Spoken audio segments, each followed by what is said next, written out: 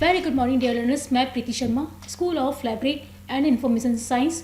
और आज जो टॉपिक हम डिस्कस करने जा रहे हैं उसमें बहुत सारे वैराइटीज़ ऑफ टॉपिक्स मिलेंगे और जो कि आपके अपकमिंग एग्जामिनेशन जो कि EMRS है या फिर नेट का आपका एग्जामिनेशन है या KBS NBS के एग्जामिनेशन होने वाले हैं उनमें आपके लिए बहुत हेल्पफुल रहेंगे।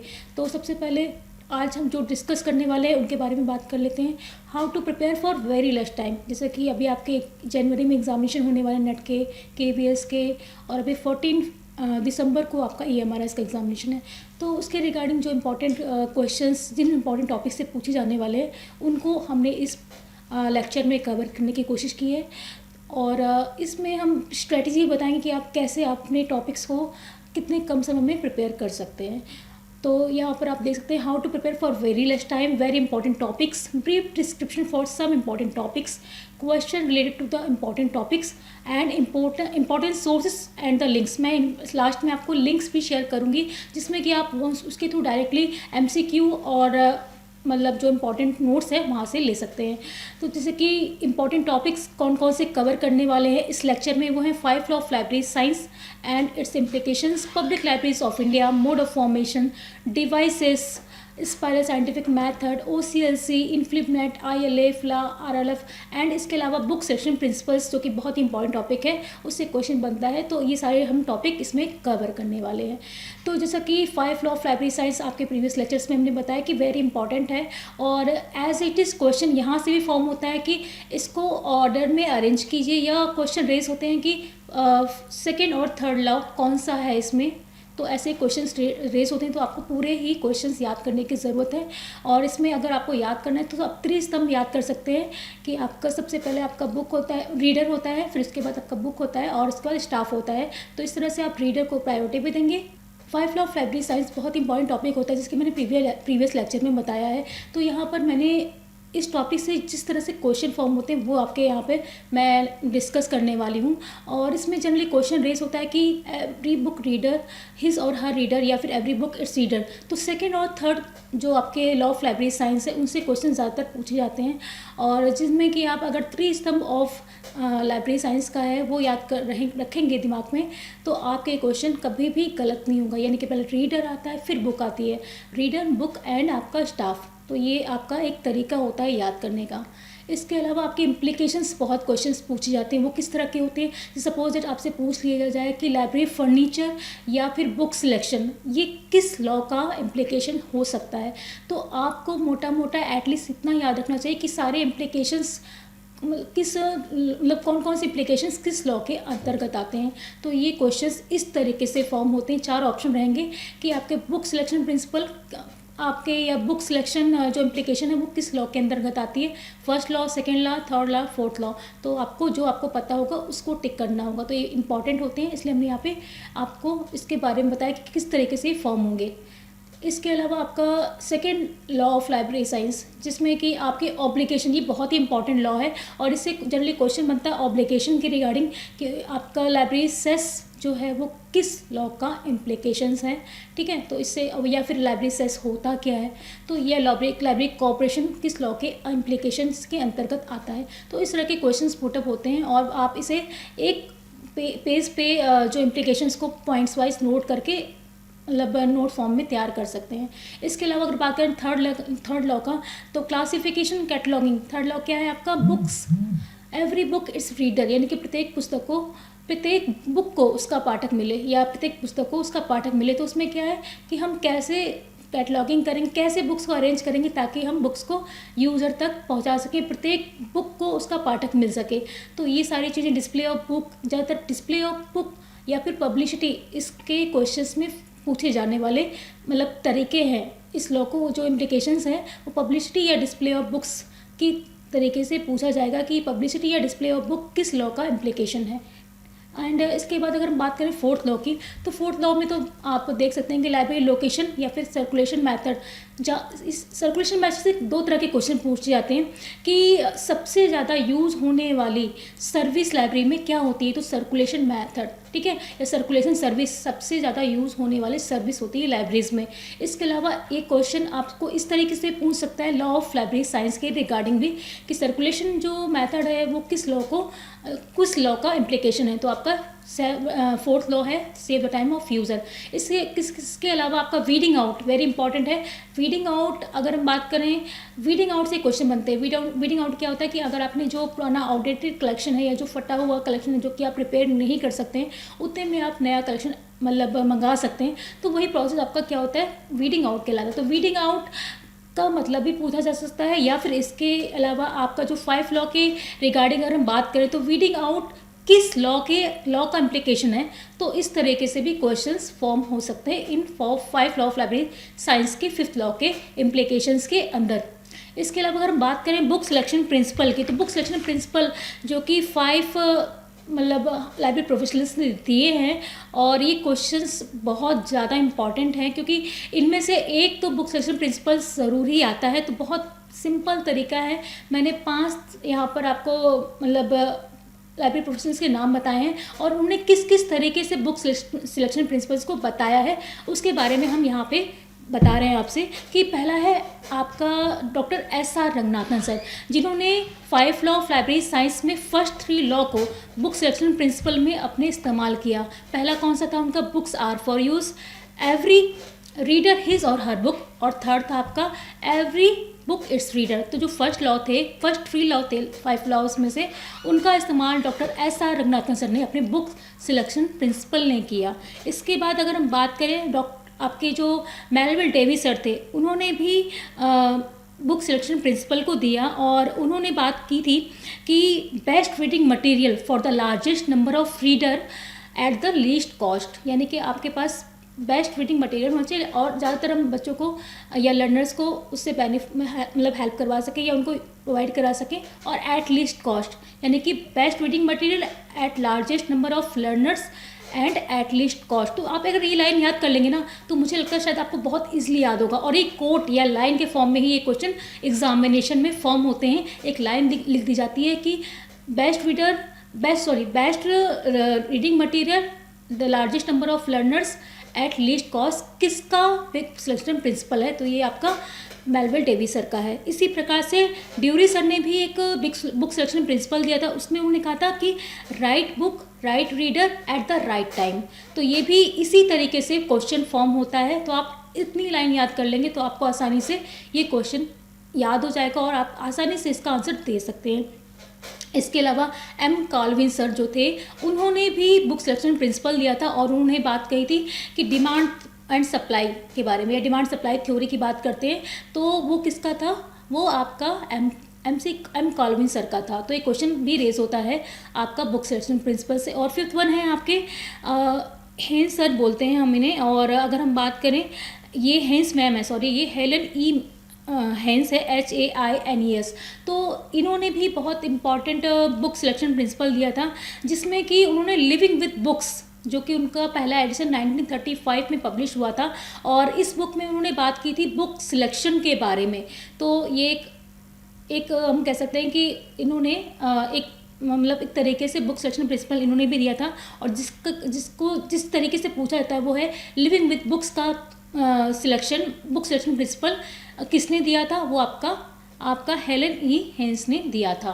तो ये बुक सिलेक्शन प्रिंसिपल के बारे में था, और जो बहुत ज़्यादा इम्पॉर्टेंट टॉपिक भी है। और नेक्स्ट टॉपिक हम बात करते हैं कि OCLC online computer library centre, तो जिसका आपका हेडक्वार्टर ओहियो में है, और आपका इससे क्वेश्चन बनते हैं जनरली कि कौन कौन से इम्पॉर्टेंट प्रोडक्ट हैं इसके, जो कि क्वेश्चन पूछ जाते हैं कि कौन कौन से प्रोडक्ट है जो कि OCLC के हैं या किसी और ऑर्गेनाइजेशन के हैं।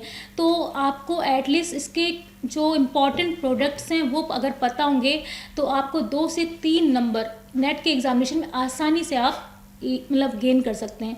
तो जैसे कि अगर हम बात करें, आप सबसे पहले तो OCLC आपका जो ऑनलाइन वर्जन है DDC का वो उसके द्वारा किया जा रहा है। इसके अलावा आपका PURL, यहाँ पे मैंने शॉर्टकट नोट्स बनाया है और आप भी इसमें सजेस्ट करूँगी कि आप भी इसी तरीके से नोट्स बनाएं जिससे कि आपको रिवीजन करने में आसानी हो, आप बहुत शॉर्ट टाइम में ये रिवीजन करके अच्छे से अच्छे मार्क्स स्कोर सकें आपके अपकमिंग एग्जामिनेशन के रिगार्डिंग। तो जैसे हम बात करें प्रोडक्ट ऑफ OCLC की, तो PURL यानी कि permanent URL, unique uniform resource locator, तो आप जरा सा डिटेल में भी नोट करते हैं शॉर्ट फॉर्म में कि ये है क्या एक्चुअल में। इसके अलावा फर्स्ट सर्च, यानी कि फर्स्ट सर्च क्या है आपका, वेब बेस्ड डिस्कवरी सर्च है। तो इसको ये किसका प्रोडक्ट है, OCLC का। इसी प्रकार से वेब जंक्शन, तो वेब जंक्शन क्या है, एक ट्रेनिंग सर्विस टू लाइब्रेरीज, ठीक है। इसके अलावा क्वेश्चन पॉइंट भी एक तरह की सर्विस है, एक तरह का प्रोडक्ट है जो कि OCLC का है, जिसमें कि अगर हम बात करें क्वेश्चन पॉइंट क्या है, एक वर्चुअल रेफरेंस सर्विस है। तो क्वेश्चन इस तरह से भी रेस हो सकता है कि क्वेश्चन पॉइंट दे देंगे और पूछेंगे कि ये है क्या या फिर ये किसका प्रोडक्ट है। तो अगर आपको ये है क्या, तो ये क्वेश्चन आपसे पूछा जाता है तो आप लिखेंगे वर्चुअल रेफरेंस सर्विस। तो आपके किस किस तरीके से क्वेश्चन पूछने के चांसेस हैं इस पर्टिकुलर पॉइंट से, वो सारे मैंने आपके उसको ध्यान में रखते ही ये PPT तैयार की है यहाँ पर। इसी तरह से EJ प्रॉक्सी, यानी कि ये है क्या, पहले तो ये आपको पता होना चाहिए और फर्दर ये प्रोडक्ट किसका है। तो यहाँ पे बात कर रहे हैं ये क्या है, access form outside the library, यानी हम आउटसाइड द लाइब्रेरी, मतलब आउटसाइड यानी कि लाइब्रेरी के बाहर से भी इसके थ्रू लाइब्रेरीज में एक्सेस कर सकते हैं, ठीक है।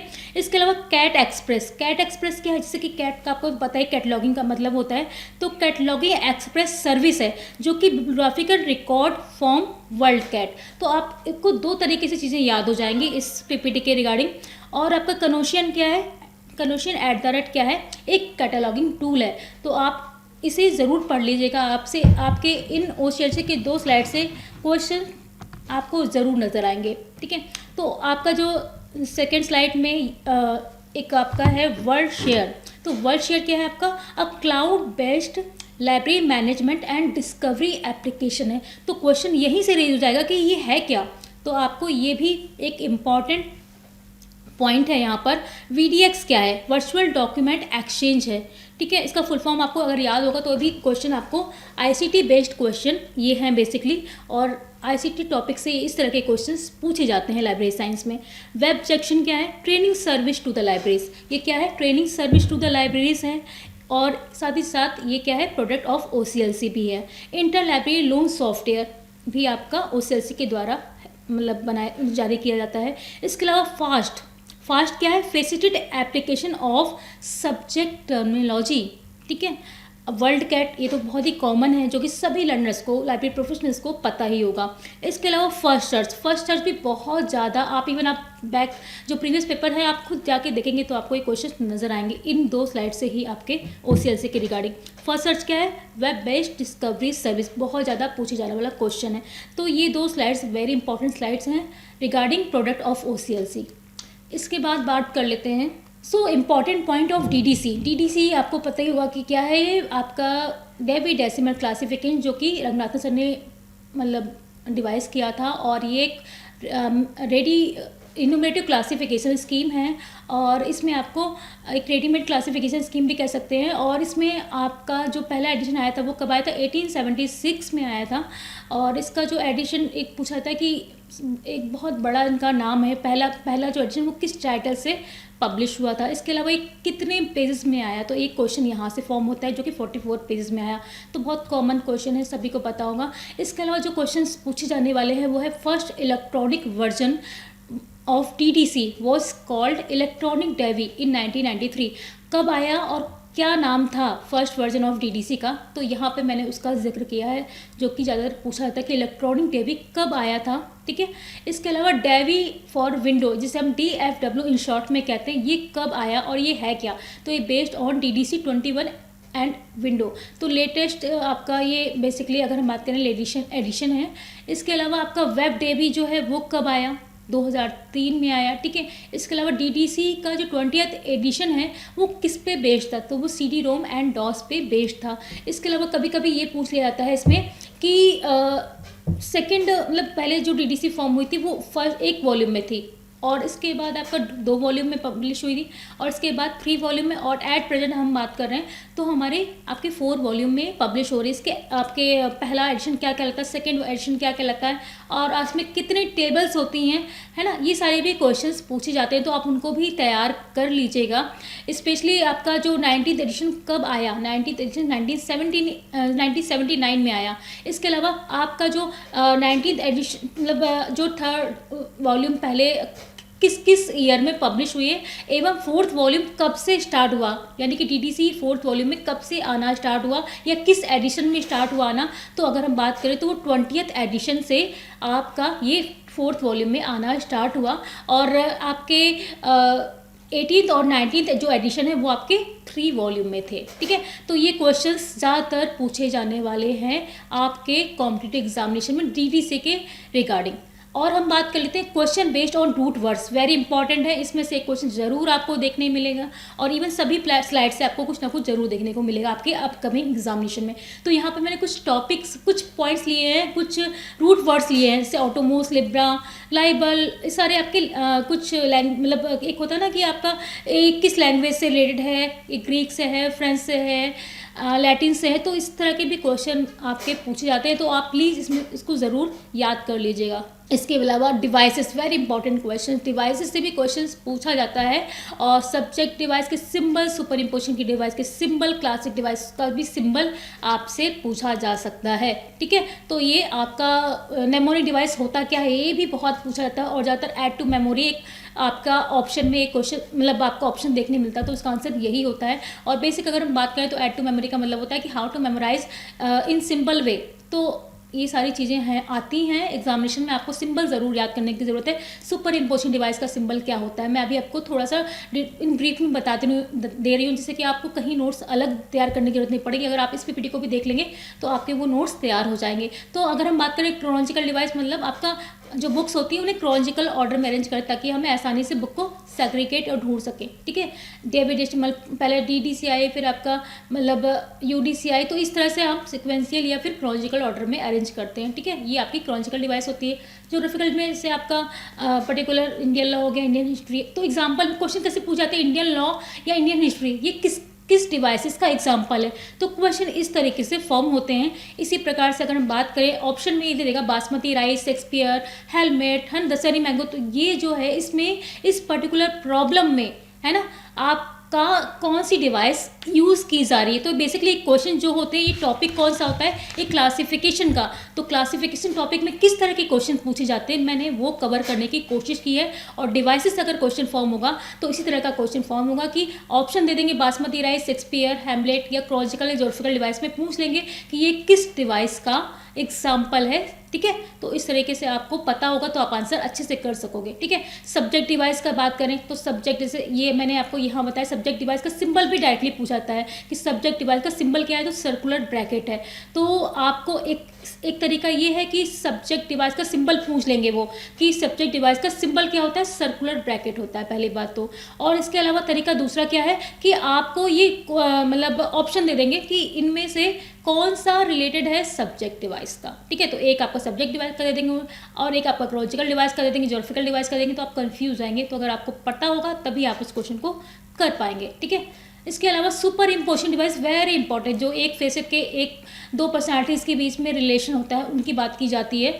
तो bones of head, arteries of eyes, तो इस तरह के भी क्वेश्चन आपको मतलब पूछ लिए जाते हैं कि इसमें मतलब किस कंडीशन में सुपर इम्पोजिशन डिवाइस यूज़ की जाती है। इसके अलावा आपका जो मतलब इसका सिंबल क्या होता है, हाइफन होता है। ठीक है, और ऑप्शन के थ्रू भी पूछी जा सकती है। तो 3 तरीके आपके बेसिकली होते हैं। ठीक है, और सब्जेक्ट डिवाइस की बात करें तो आपका एक मतलब एक मेन सब्जेक्ट होता है, और दूसरा जब एक ही मेन क्लास में 2 तरीके के सब्जेक्ट आते हैं तब हम सब्जेक्ट डिवाइस का प्रयोग करते हैं, और उसका जो सिंबल है वो क्या है, सर्कुलर ब्रैकेट है। ठीक है, तो आपका सुपर इम्पोजिशन डिवाइस हो गया आपका। ठीक है, अभी हम बात करते हैं मेमोरिक डिवाइस, जो कि मैंने अभी आपको बताई थी इन ब्रीफ में कि ऐड टू मेमोरी हम कैसे अपनी मेमोरी में इसे फीड कर सकते हैं, जिससे कि हम आसानी से उसमें मतलब डिफरेंस क्रिएट कर सकें या उसने याद कर सकें।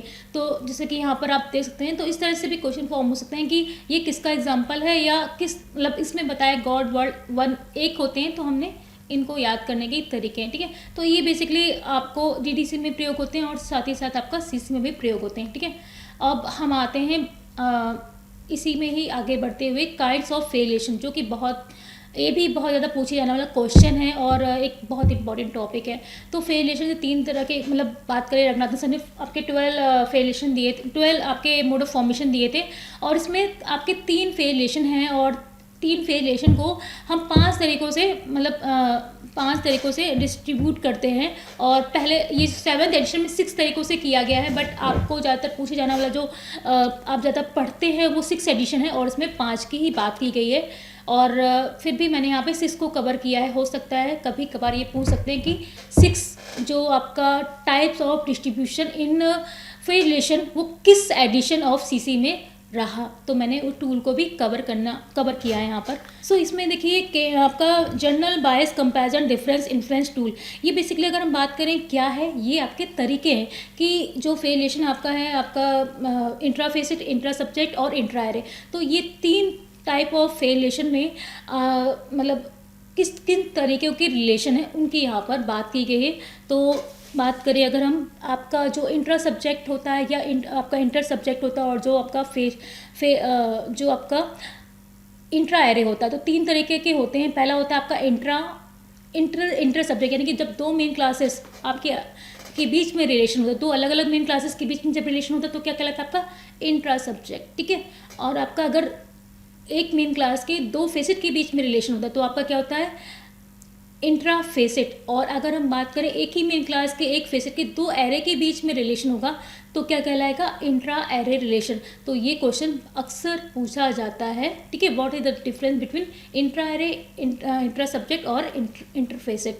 तो ये और इसके किस तरीके के किस तरीके से हम डिस्ट्रीब्यूट करते हैं काइंड ऑफ मेथड, तो ये 5 दे रखे हैं। जनरल बायस कंपैरिजन डिफरेंस इन्फ्लुएंसिंग टूल, जैसे कि अगर हम बात करें आपका relation of physics and chemistry, तो आपका जनरल रिलेशन है, ठीक है। तो अगर हम बात करें इंटर सब्जेक्ट की, तो फिजिक्स एंड केमिस्ट्री 2 अलग सब्जेक्ट हैं, ठीक है।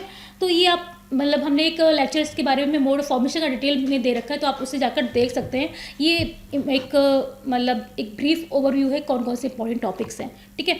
इसके अलावा हम बात करें मोड ऑफ फॉर्मेशन, तो मोड ऑफ फॉर्मेशन से क्वेश्चंस, अभी जैसे कि मैंने अभी आपको बताया कि रंगनाथन सर ने 12 तरह के मोड ऑफ फॉर्मेशन दिए और उसी में से एक आपका जो मतलब इम्पॉर्टेंट है वो है आपका फेलिएशन, जिसको हम लोग loose assembly type 1, type 2 and type 3 भी कहते हैं। और इसी में आपका इंटर सब्जेक्ट, इंट्रा फेसिट और इंट्रा एरे कवर हो जाता है, ठीक है। इसके अलावा आपका फिजन हो गया, डिसेक्शन है, डेनुडेशन है, फ्यूज़न है, डिस्टिलेशन है, एग्लोमरेशन है, सब्जेक्ट बंडल है। तो ये बहुत इंपॉर्टेंट है। इसमें ज़्यादातर फ्यूज़न, डिसेक्शन, डेनुडेशन के क्वेश्चन या फिर डिस्टिलेशन के क्वेश्चन पूछे जाते हैं। और वो किस तरीके से पूछे जाते हैं मैं आपको यहाँ पर वो शेयर करती हूँ, एक सेकेंड। हाँ, सो लूज असेंबलीज के क्वेश्चन आपको एक टॉपिक ये दे देंगे उठा के कि ये जो 5 तरीकों के प्रकार मैंने बताया ना, वो यहाँ पर बता रखे हैं और कुछ भी नहीं है।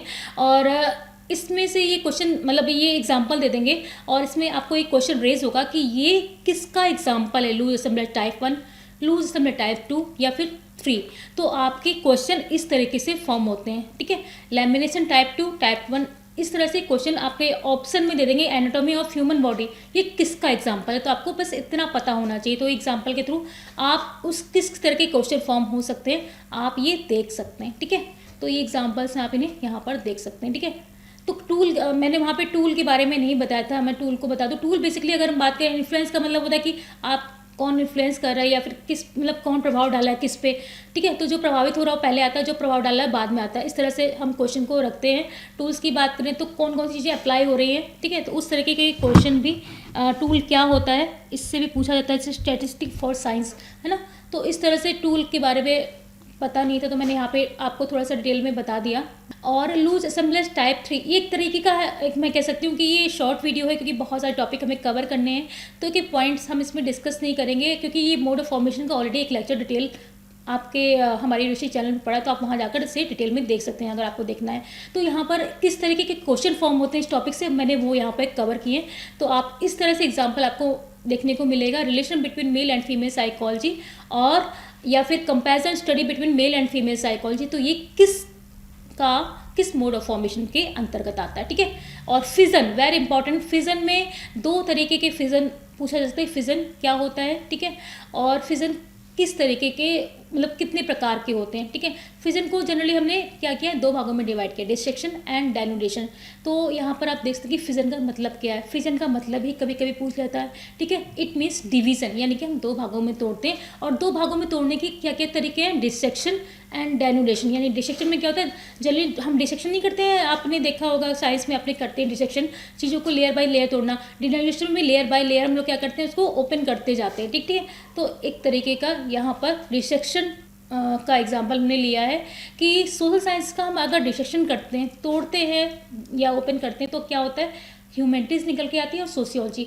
तो क्वेश्चन ये पूछा जाता है जनरली कि ह्यूमैनिटी एंड सोशल साइंस किसका डिसेक्शन है, या फिर सोशल साइंस जो है किसका एग्जाम्पल है मोड ऑफ फॉर्मेशन के रिगार्डिंग। तो क्वेश्चन इस तरीके से आपसे इस टॉपिक से पूछे जाते हैं। इसी प्रकार से डेनुडेशन की बात करें तो एकेडमिक लाइब्रेरी, पहले क्या है, लाइब्रेरी ब्रॉडर टर्म है, फिर यूनिवर्सिटी लाइब्रेरी, फिर कॉलेज है, फिर स्कूल, मतलब sorry broader to narrower term है। तो ये आपका डेनुडेशन का एग्जाम्पल इस तरीके से पूछा जाता है, क्योंकि जनरली बच्चों को कन्फ्यूजन होती है, पढ़ तो लेते हैं इस टॉपिक से, लेकिन ये नहीं पता होता कि टॉपिक से किस तरीके के क्वेश्चन आते हैं। तो मैंने वो कवर करने की यहाँ पर कोशिश की है। तो बात करें अगर हम फ्यूज़न की, तो फ्यूज़न का क्वेश्चन ये बहुत ही ज़्यादा इंपॉर्टेंट है मोड ऑफ फॉर्मेशन में। अगर हम बात करें बायोकेमिस्ट्री या बायोफिजिक्स, एस्ट्रोफिजिक्स, ये तीनों ही पूछे गए क्वेश्चंस हैं और प्रीवियसली एग्जामिनेशन में। तो बायोफिजिक्स किसका एग्जाम्पल, किस मोड ऑफ फॉर्मेशन का एग्जाम्पल है, तो क्या है आपका फ्यूज़न, है ना। आपने देखा भी होगा डे टू डे लाइफ में जो गाने आजकल बन रहे हैं, फ्यूज़न उनमें किया गया है, ठीक है, क्रिएट किया गया है। तो एग्लोमेशन क्या होता है, तो एग्लोमेशन का मतलब होता है कि आप उसे कलेक्ट करें, या पार्शियल कंपैरिजन। तो यहाँ पे प्लांट साइंस हो गया, ठीक है, या फिर अगर हम बात करें सोशल साइंस, तो क्या है, ये सभी को कवर करने वाला है, ठीक है। जैसे बॉटनी, एग्रीकल्चर, हॉर्टिकल्चर, तो ये सारे किस में आ जाएंगे, प्लांट साइंस। तो आपका कभी कभी ये क्वेश्चन भी पूछ लिया जाता है, देख लीजिएगा, ठीक है। डिस्टिलेशन इज़ वेरी इंपॉर्टेंट, मैंने कहा डेनुडेशन और फ्यूज़न और डिस्टिलेशन इज़ वेरी इंपॉर्टेंट, ठीक है। आपका डिसेक्शन इंपॉर्टेंट है बहुत ज़्यादा, इसके अलावा फ्यूज़न बहुत इंपॉर्टेंट है, और distillation is very important. Research methodology तो बहुत बार पूछा गया, ये मतलब एग्जाम्पल है, मोस्ट इंपॉर्टेंट है ये, ठीक है। तो रिसर्च मेथोडोलॉजी किस मोड ऑफ फॉर्मेशन का एग्जाम्पल है, तो डिस्टिलेशन का है, ठीक है। डिस्टिलेशन का मतलब क्या होता है, आसवन, जिसमें कि संश्लेषित करके आप किसी पर्टिकुलर सब्जेक्ट को रखते हैं, ठीक है। मोड ऑफ फॉर्मेशन क्या है, बेसिकली जो नए सब्जेक्ट हैं हम कैसे उन्हें क्लासिफिकेशन में समाहित करें। तो उनको एक तरीका, एक अलग अलग तरीके से हम क्लास नंबर देके हम अब उसी क्लासिफिकेशन में ऐड कर सकते हैं। तो एक तरीके से विषय निर्माण की विधियाँ होती मोड ऑफ फॉर्मेशन, ठीक है। सब्जेक्ट बंडल से भी आप एज इट इज़ याद कर सकते हैं, किसी पर्टिकुलर सब्जेक्ट को आइडेंटिफाई करते हैं, जैसे इंडोलॉजी, पर्टिकुलर एक रीजन या एक पर्टिकुलर देश को स्पेसिफाई करे कि इंडोलॉजी में उस पर्टिकुलर देश का खाना पीना, रहना, संस्कृति सब कुछ कवर हो जाएगा। तो वो सब्जेक्ट बंडल या फिर पर्टिकुलर क्लस्टर को आइडेंटिफाई करते हैं। तो ये क्वेश्चन भी पूछे जा सकते हैं कि ये इंडोलॉजी या स्पेस साइंस किस पर्टिकुलर मोड ऑफ फॉर्मेशन का एग्जाम्पल है, ठीक है। और अब हम बात कर लेते हैं पब्लिक लाइब्रेरी एक्ट, जो कि बहुत इंपॉर्टेंट टॉपिक होने वाला है। और public library act in India, तो ये भी आपसे इसमें क्वेश्चन 100% पूछे जाते हैं कि पब्लिक लाइब्रेरी एक्ट सबसे पहले कहाँ हुआ है, मतलब कहाँ स्थापित किया गया है, और किस ईयर में पब्लिक लाइब्रेरी एक्ट स्थापित किया गया है। और इसके अलावा आप अभी प्रेजेंट में कितने पब्लिक लाइब्रेरी एक्ट स्थापित किए जा चुके हैं, रिसेंट में कौन सा पब्लिक लाइब्रेरी एक्ट आया, तो ये सारी चीज़ें आपको यहाँ से मिल जाएंगी। तो एक तरीका मैंने यहाँ पे अपनी तरफ से बनाया था, तो अगर आप इसको भी अगर याद करना चाहें इस तरीके से, तो मैं आपको याद आसानी से हो जाएंगे। तो ठीक है, आप अगर फॉलो करना चाहें तो इस तरीके से आपको ये याद हो जाएंगे कुछ तरीकों से। आपको टपका, महान वेब मनी, हरा करेला, देन गोवा में गुजरात, उड़ी उत्तरा राजस्थान के ऊपर, और लक्ष्य की छत अरुण पे। तो इस तरीके से आप इन सभी पब्लिक लाइब्रेरी एक्ट को याद कर सकते हैं। नेक्स्ट है translation service, important document delivery service, centres पूछे जाते हैं ज़्यादातर, इसमें शॉर्ट टर्म पूछे जाते हैं, फ्लिपनेट की सर्विसेज पूछी जाती हैं, इंटरनेशनल डॉक्यूमेंट डिलीवरी सर्विस या ट्रांसलेशन सेंटर कौन कौन से हैं ये भी पूछे जाते हैं। जैसे ब्लेड्स का फुल फॉर्म ही पूछ लेंगे, और ये पूछ लेंगे है क्या, ये ट्रांसलेशन सर्विस है, डॉक्यूमेंट डिलीवरी सर्विस है, ये है क्या, तो ये पूछ लिया जाता है। या फिर इंटरनेशनल है या नेशनल, ब्रिटिश है तो आप लोग आसानी से समझ जाएंगे, लेकिन शॉर्ट टर्म अगर आपको दिया जाएगा तो शायद कन्फ्यूज़न होगी। तो ये ज़्यादा पूछे जाने वाले क्वेश्चन हैं। इसके अलावा नेशनल लाइब्रेरी ऑफ मेडिसिन किस प्रकार की सर्विस प्रोवाइड कराती है। ये पर्टिकुलर लाइब्रेरी से रिलेटेड मतलब national library of medicine medical science से रिलेटेड जितनी भी translation and document delivery service provide कराती है, क्योंकि उनका जो सब्जेक्ट है वो क्या है, मेडिसिन। इसके अलावा एक डॉकलाइन सर्विस भी इन्हीं के द्वारा प्रोवाइड की जाती है, ठीक है, डॉकलाइन, ठीक है, जो कि library loan service, inter library loan service कहलाती है और बहुत ज़्यादा पूछा जाने वाला क्वेश्चन है इसमें, ठीक है। Document delivery service of national library of Australia, ये भी आपका मतलब इंटरनेशनल लेवल पे है। इसके अलावा नेस्टॉक, national institute of science communication and information source, ये जिसको हम लोग निस्कियर या फिर नेशनल साइंस लाइब्रेरी कहते हैं, और एक किसके मर्जर से फॉर्म हुई, निस्कॉम एंड नेस्टॉक 2002 में फॉर्म हुई थी, ठीक है। तो ये क्वेश्चन भी पूछा जाता है। इसके अलावा डॉक्यूमेंट डिलीवरी सर्विस इन फिल्मनेट, ठीक है, ये भी क्वेश्चन पूछा जाता है कि इन फिल्म की सर्विसेज कौन कौन सी हैं, ठीक है। इसके अलावा एडिनोस क्या है, ठीक है, ये भी पूछा जा सकता है। तो क्या है ये, article delivery over network information system. तो इस तरह के क्वेश्चंस आपसे पूछे जाने वाले हैं।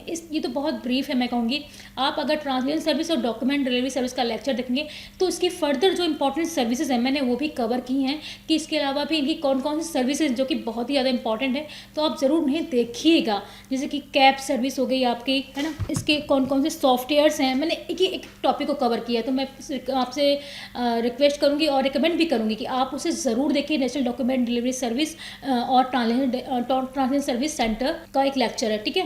तो यहाँ पे मैंने निस्कियर की सर्विसेज को कवर किया है, डॉक्यूमेंट कॉपी सप्लाई सर्विस, ठीक है, और इसके अलावा कैब सर्विस जो कि ज़्यादा पूछी जाने वाला है क्वेश्चन है। Content abstract and photo copy service इसका फुल फॉर्म है।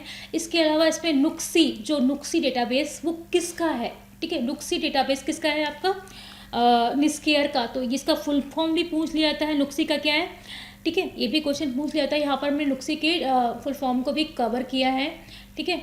तो यहाँ पर national in union catalogue of scientific sealers in India, ठीक है, तो ये भी पूछा जाता है। और ब्लेड्स की मैंने अभी बात की थी, BLDSS British library document supply service, तो सबसे बड़ी वर्ल्ड की सप्लाई सर्विस है वो।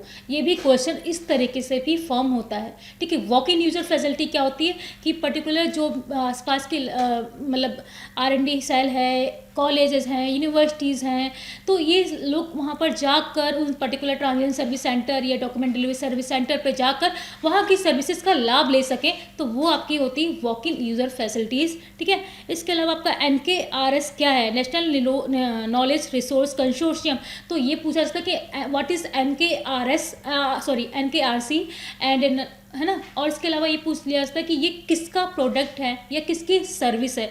तो बहुत तरीके से क्वेश्चंस पूछे जाते हैं। और क्वेश्चन ये भी पूछ सकता है कि मतलब कंसोर्शियम के बारे में कि कौन सा इंडियन कंसोर्शियम है, तो ऑप्शन में देगा NKRC, ठीक है, आपका इसके अलावा आपका शोध सिंधु, ठीक है, तो ये दे देगा। तो आपको अगर पता होगा तभी आप मतलब उसमें आंसर दे सकते हैं कि ये इंडियन है या फिर इंटरनेशनल, ठीक है, तो आपको ये पता होना चाहिए। और इसके अलावा इसके डिटेल्स लेक्चर्स भी अवेलेबल हैं, तो मैं आपको सजेस्ट करूँगी कि आप उसे ज़रूर देखें, जिससे कि इन टॉपिक्स के आपके पास डिटेल्स पॉइंट्स भी नोट डाउन कर सकें, आप उन्हें भी, ठीक है, तैयार कर सकें एग्जामिनेशन पॉइंट ऑफ व्यू से।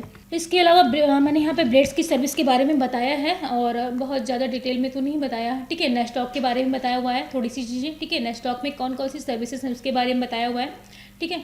इसके अलावा अदर फर्दर नेस्टॉक की जो सर्विसेज हैं वो भी मैंने यहाँ पर बता दी हैं, जो कि आपके एग्जामिनेशन में पूछी जाने वाली, ठीक है। बहुत सारी सर्विसेज हैं यहाँ पर, एक सेकेंड। जैसे करंट अवेयरनेस सर्विस है, unpublished doctoral dissertation of social science and journal, ठीक है, तो ये भी पूछी जाने वाली सर्विसेज है, ठीक है। So document delivery service of JCCC@UGC Infonet, ये क्वेश्चन में भी पूछा जा सकता है लाइब्रेरी इस बार अपकमिंग एग्जामिनेशन में। सेडनी, है ना, जो आपका क्या है, फीमेल से विद्वान था आपका, है ना, उसमें कॉमन आपका मतलब जितने भी डेटाबेस थे, रिसर्च स्कॉलर्स, रिसर्च मतलब प्रोफेशनल्स हो गए आपके, साइंटिस्ट हो गए आपके, मतलब डिफरेंट स्ट्रीम के प्रोफेशनल्स, उनका डेटाबेस अवेलेबल है ना। इसके अलावा CND में बस ये है कि आपका फीमेल मतलब का ही केवल है वो, और तो C का मतलब फीमेल हो गया, और इसका मतलब है research network in India. Basically अगर हम बात करें तो क्या है, एक्सपर्ट प्रोफाइल नेटवर्क सिस्टम है ना। जिसमें कि आप इनका प्रोफाइल डिटेल्स सब कुछ आप देख सकते हैं।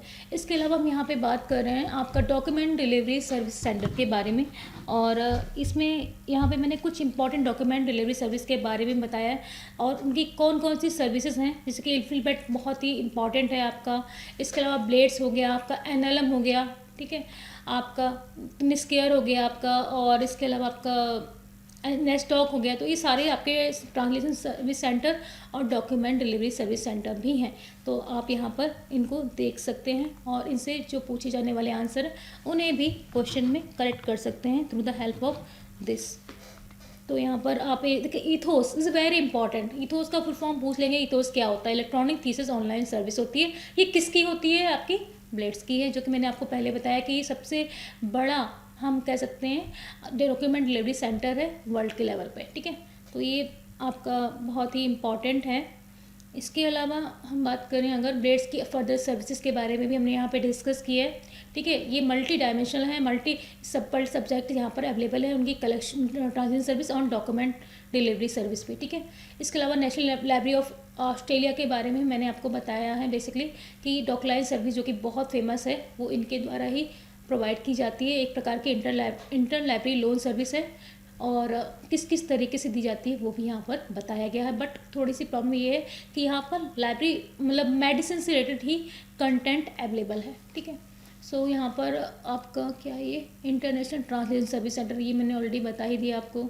और यहाँ पर ये इंपॉर्टेंट लिंक्स मैं शेयर कर रही हूँ जिससे कि आप यहाँ पर जाकर जो आपके ऑथेंटिक यूट्यूब चैनल्स हैं उनको फॉलो कर सकें, और जो कि मैंने भी फॉलो किए थे। और इसमें आपको बहुत अच्छे क्वेश्चंस मिलेंगे। और मैं आपको स्ट्रेटजी की बात कर रही थी यहाँ पे, और मैं स्ट्रेटजी की बात करूँ तो आपकी स्ट्रेटजी ये होनी चाहिए कि जो भी आप क्वेश्चन प्रीवियस से पढ़ते हैं तो उन पहले तो क्वेश्चन को नोट कीजिए कि क्वेश्चन है क्या, ठीक है। एक छोटी सी 2-3 लाइन में क्वेश्चन पूछ क्या रहा है, इसके अलावा उसका आंसर इन ब्रीफ में। ऐसा नहीं कि आपने उसका कोई ईयर पूछा तो ईयर ही लिखा, वो कब आया, उसकी स्टार्टिंग कब हुई, उसके फाउंडर कौन है, वो ऑब्जेक्टिव क्या है। अगर वो इन्फ्लीमेंट की बात करें तो उसके कौन कौन से प्रोडक्ट हैं, सर्विसेज कौन कौन सी हैं, ठीक है, उनके कॉन्फ्रेंसेस या पब्लिकेशन कौन कौन से हो रहे हैं, उनकी थीम क्या है, ये सारा चीज़ नोट कीजिए। इसके अलावा जो 4 ऑप्शंस हैं ना, 4 ऑप्शंस के बारे में भी नोट कीजिए।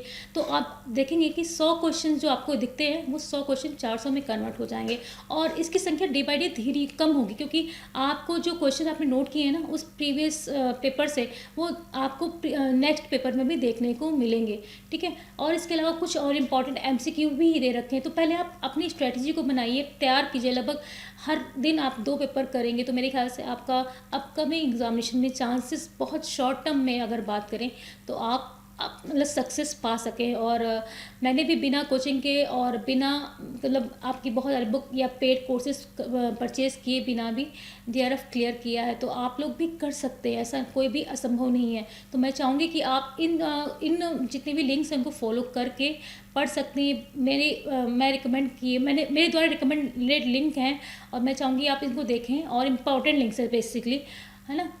और इसके अलावा ये सारे लिंक्स हैं। EPG पाठशाला ई ज्ञान कोर्स है, लाइस पोर्टल है, और एक सारे लिंक्स जितने भी दे रखे हैं वो सारे इंपॉर्टेंट है। इसके अलावा जितनी भी इंपॉर्टेंट वेबसाइट है जो मैंने RLF हो गया, आपका ILA हो गया, IFLA हो गया, निस्केयर हो गया, इंस्टॉक हो गया, सॉरी इंस्टॉक तो निस्केयर में कन्वर्ट हो गया है, निस्केयर हो गया, नेस्टॉक हो गया, इसके अलावा ILA हो गया और ALA हो गया।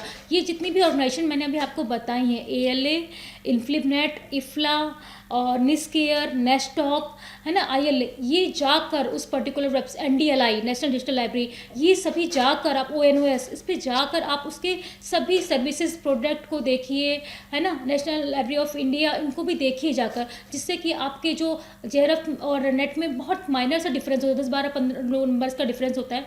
तो वो कहाँ से होता है? वो ICT बेस्ड क्वेश्चन से होता है। इसके अलावा जो मैंने अभी ऑर्गेनाइजेशन बताई आपको, ILA, ALA, इन्फ्लिबनेट, नेस्टॉक, निस्केयर, तो ये सारी इन्फ्लिबनेट, तो ये सारी इंपॉर्टेंट वेबसाइट है। तो मैं चाहूँगी कि आप लोग भी कर सकते हैं। बहुत सिंपल है, बहुत इजी है।